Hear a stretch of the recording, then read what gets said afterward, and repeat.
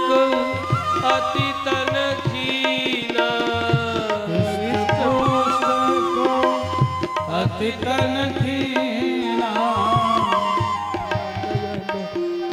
नयन बीना, विपुल नयन को नयन बीना, मुखहीन विपुल मुख गाओ, मुखहीन विपुल मुख गाओ, बिनु पद कर को बहुपद बाओ, बिनु पद कर को बहुपद बाओ, बिनु पद कर को बहुपद बाओ, ओ मुखहीन विपुल मुख गाओ, को बहुपद कर पद बहु बाओ, बिनु पद कर बहुपद बाओ, बिनु पद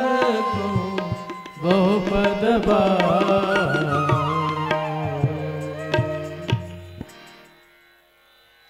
अलम प्रजाभिः सृष्टाभिः ईदृशीभिः सुरोत्तमा। रोक दिया सृष्टि, ब्रह्मा की सृष्टि को ही लगा कि इनके द्वारा की गई सृष्टि सब खा डालेंगे, चबा डालेंगे। कहा जाओ तप करो, तपसैव परम ज्योति भगवंतम अधोक्षजम, तप के द्वारा ही परम ज्योति भगवंत को मैंने प्राप्त किया, तू भी कर। सर्वभूत गुहावासम अंजसा बिंदते पुमान, समस्त अणु अणु में प्रवेश करके निवास करने वाले वे परमात्मा, ये मत सोचना कि कहीं दूर है, तेरे अत्यंत निकट है, इतने निकट है कि तुम्हारे पुतलिकाओं के भीतर समा करके निवास करते हैं कि तुम देख नहीं पाते हो। अत्यंत निकट और अत्यंत दूर की वस्तु व्यक्ति देख नहीं पाता है। सर्वभूत गुहावासम, समस्त जीवधारियों के गुहा में हृदय देश में निवास करने वाले हैं, इसलिए तू तब से उस परम ज्योति भगवान नारायण का भजन कर। ये काम मैं देखता हूं, पुनः मानस सृष्टि करते हैं, मन से मरीचि को, आंख से अत्रि को उत्पन्न करने लगे। मरीचि अत्रंगिरसौ पुलस्त्यः पुलः क्रतुः भृगुर्वसिष्ठो दक्षश्च दशमः तत्र नारदः। सबसे मानस पुत्रों में 10वें देवर्षि नारद, ये ब्रह्मा के गोद से उत्पन्न हुए। अंगूठा से दक्ष उत्पन्न हुए, प्राण से वशिष्ठ, त्वचा से भृगु, हाथ से क्रतु, नाभि से पुलह, कान से पुलस्त्य, मुख से अंगिरा, आंख से अत्रि और मन से मरीचि। इस प्रकार ये 10 मानस पुत्र ब्रह्मा ने अपने मानस संकल्प के द्वारा ही प्रत्येक अंगों से उत्पन्न किया। अतः ये अंग ही ब्रह्मा के इनका गोत्र हुआ। अत्रि का कोई पूछे कि अत्रि का गोत्र क्या है, तो कहना होगा ब्रह्मा की आंख अत्रि का गोत्र है। मरीचि का गोत्र क्या, ब्रह्मा का मन ही मरीचि का गोत्र है, इसलिए यहां से आरंभ हुआ। पुनः अपने दाहिने स्तन से, छाती से धर्म को उत्पन्न करते हैं, जो धर्म साक्षात भगवान नारायण का स्वरूप है। ब्रह्मा के पृष्ठ से ही अधर्म उत्पन्न हुआ। अधर्म पृष्ठतो यज्ञ यस्मान मृत्युर्भयंकर है, जो बड़ा ही भयंकर है, मृत्युदायी है। हृदय से काम, भ्रू से क्रोध, अधर से लोभ, इस तरह सृष्टि उत्पन्न होने लगी। छाया कर्दमो यज्ञ देवहुत्या पति प्रभु। छाया से ऋषि कर्दम उत्पन्न हुए, जो आगे चल करके देवहूति के पति सिद्ध हुए। इस तरह मन से और शरीर से ब्रह्मा ने अनंत सृष्टि का विस्तार आरंभ कर दिया। वाणी खुली तो साक्षात सरस्वती उत्पन्न हुई। वाचम दुहितरम तन्वीम स्वयंभुर हरतिम मनः, जो कि ब्रह्मा के मन का अपहरण करने वाली वाणी उत्पन्न हुई। अकामाम चकमे क्षत्तः सकाम इव न स्मृतम। मैंने सुना है हे विदुर कि ब्रह्मा उस वाणी की ओर दौड़ पड़े। उस समय जो 10 ये मानस पुत्र थे अपनी ही मुख से उत्पन्न सरस्वती के पीछे ब्रह्मा को दौड़ते हुए अकामाम चकमे, वो सरस्वती अकामा थी, निष्कामा थी, लेकिन उसके दिव्य सौंदर्य को देख करके ब्रह्मा पीछे दौड़ने लगे। सकाम इति न श्रुतम, सकाम के तरह दौड़ने लगे। इसलिए 10 ऋषि मुनियों, इन ऋषि पुत्रों ने, नारायण इन 10 मानस पुत्रों ने इस ब्रह्मा को शरीर गिर जाने के लिए साप दे दिया। तो ब्रह्मा का शरीर गिर गया। भगवत संकल्प से पुनः ब्रह्मा उत्पन्न हुए। ऋषियों ने कहा इसके पूर्व और इसके बाद कोई भी ब्रह्मा ऐसा नहीं करेंगे जैसा तुम कर रहे हो, क्योंकि ऋषियों को अपने पूर्व जन्मों का स्मरण है। नैतत् पूर्व ही कृतम त्वद्य न करिष्यन्ति चापर। जैसा तुम इस कल्प के ब्रह्मा कर रहे हो ऐसा कभी पूर्व कल्प के भी ब्रह्मा ने नहीं किया, आगे भी होने वाले ब्रह्मा नहीं करेंगे। जैसा तुम इस तरह सरस्वती के पीछे दौड़ रहे हो, या तुम दुहितरम गच्छन् अनिगृह्यांगजम प्रभु, ये तो बड़ा गलत है। ठीक है तुम तेजस्वी हो, तेजीयसाम विहेतन्न शुश्लोक्यम जगद गुरु, तेजस्वियों के लिए भी ऐसा करना वह स्तुति कारक नहीं है, स्तुत्य नहीं है, प्रशंसनीय नहीं है। यदि वृत्तम अनुतिष्ठन वही लोका क्षेमाय कल्पते, इससे लोक का कल्याण नहीं होगा, अधर्म होगा। इसलिए इन मानस पुत्रों ने ब्रह्मा को साप दिया, शरीर गिरा। भगवान के संकल्प से पुनः ब्रह्मा का उद्गम होता है, सृष्टि आरंभ होती है। ब्रह्मा ने विचार किया कि शरीर से जो हुआ सो हुआ, अब हम मानस सृष्टि न करें, इसलिए अब अपने ही शरीर के दाएं बाएं अंगों से सृष्टि करते हैं। दाहिने से मनु और बाएं से शतरूपा उत्पन्न हुई। इस तरह अंग भेद होकर के गोत्र भेद हुआ, दोनों का विवाह संपन्न हुआ।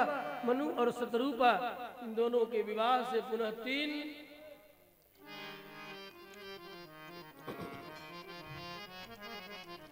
2 पुत्र और 3 कन्याएं उत्पन्न हुई। प्रियव्रत और उत्तानपाद 2 पुत्र हुए, 3 कन्याएं आकुति, देवहूति और प्रसूति। कालांतर में रुचि नामक एक प्रजापति हुए। ब्रह्मा के ही द्वारा इनके साथ आकुति का विवाह।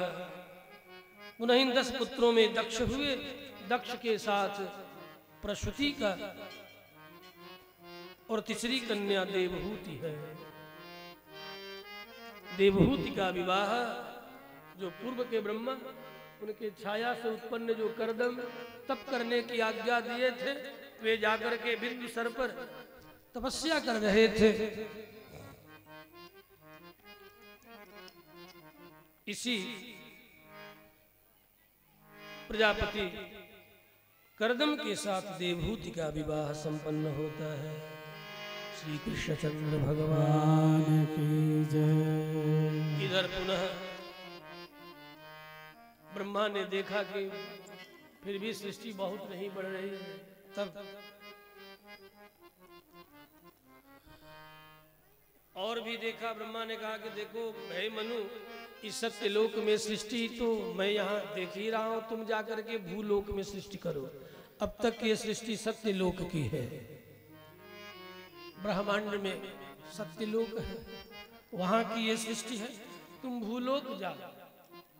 तब तक बहुत सी घटना घट चुकी है। मरीचि के ऋषि करदम का विवाह, पुनः उनकी 9 कन्याओं का विवाह, एक एक ऋषियों के साथ संपन्न होता है। उसी में उन्हीं कन्याओं के माध्यम से ऋषि कश्यप उत्पन्न होते हैं। कश्यप के पुनः अनेक पत्नियों से विवाह संपन्न होता है। ये सब बहुत लंबी चौड़ी कथा है, हम कितनी बातें रखते हैं। हाँ, सृष्टि की कथा करना इतना आसान नहीं है।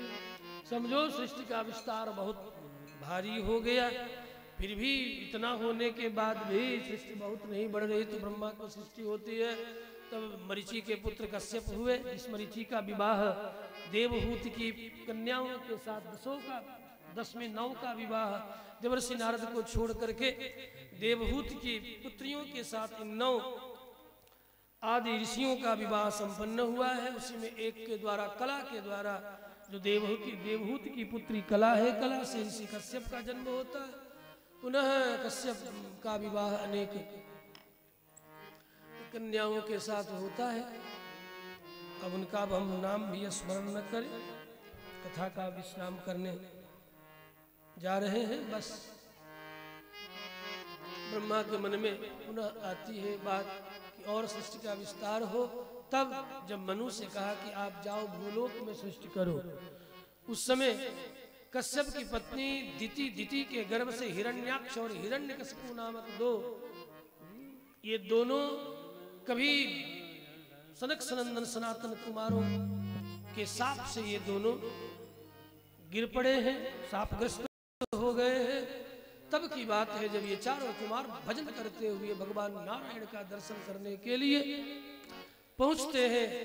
उनके द्वार पर ये दोनों द्वारपाल जय और विजय जान सबको, सब लोग जानते हैं।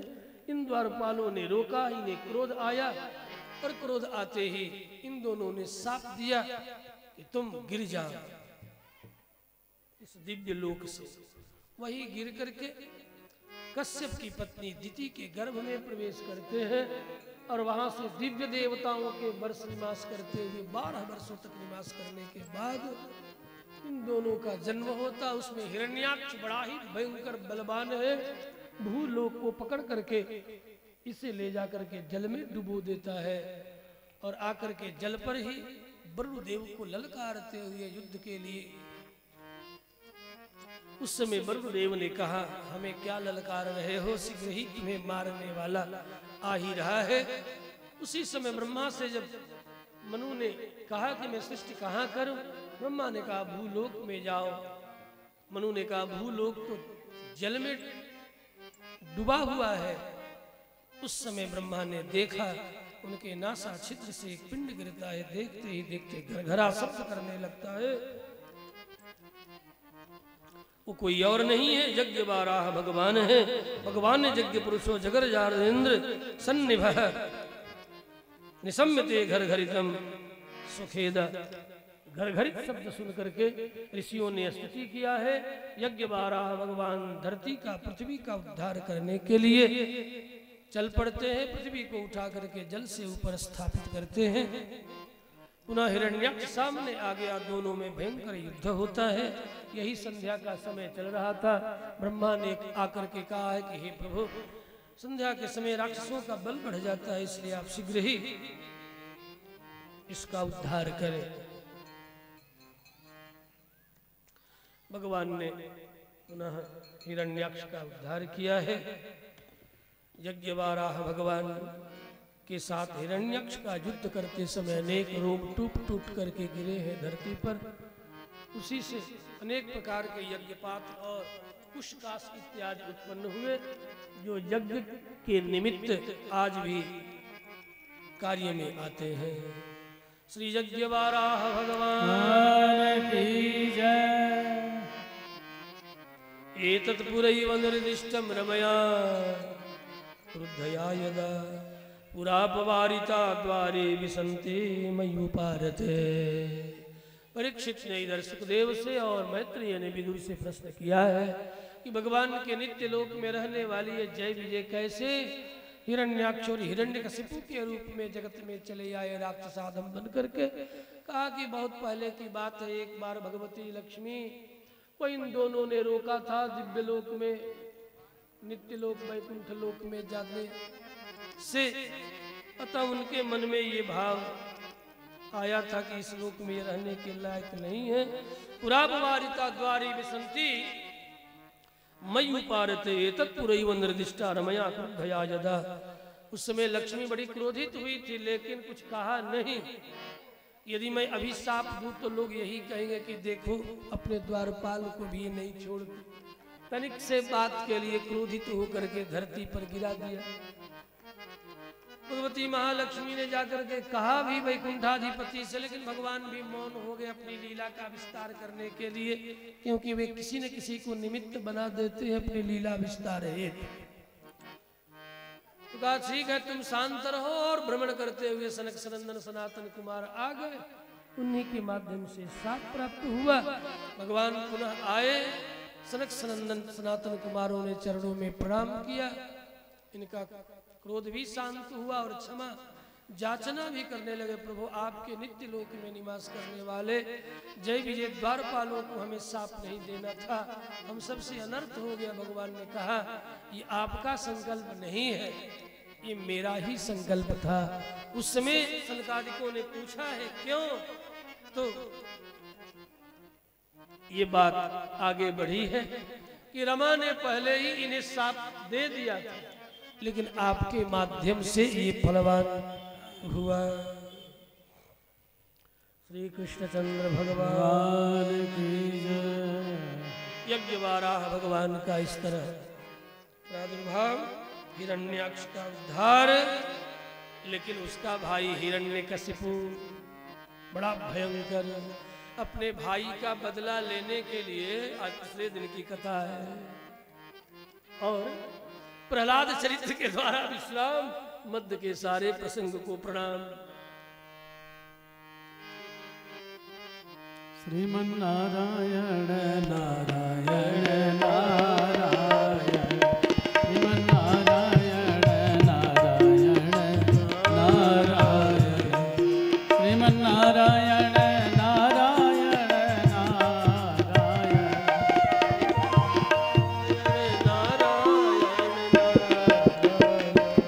लक्ष्मी नारायण नारायण नारायण, लक्ष्मी नारायण नारायण नारायण, नारायण नारायण, श्रीमन्नारायण नारायण नारायण, श्रीमन्नारायण नारायण नारायण, लक्ष्मी नारायण नारायण नारायण, लक्ष्मी नारायण नारायण नारायण। इसी के साथ अब समय अनुमति नहीं दे रहा। कल प्रहलाद प्रसंग के साथ चतुर्थे कृष्ण जन्मनि कृष्ण जन्म प्रसंग भी बधाइयों के साथ हम सब अनुभव करेंगे। तो कल शेष प्रसंग स्पर्श करते हुए प्रणाम करते हुए हम सब अनुभव करेंगे, आप सब भी अनुभव करेंगे। अब आज बस यही प्रहलाद मात्र का स्मरण करते हुए कल प्रहलाद चरित्र और अंततः पुनः अष्टम नवम दशम में भगवान श्री कृष्ण के जन्म प्रसंग के साथ बधाइयों के साथ कल की कथा विश्राम करेगी।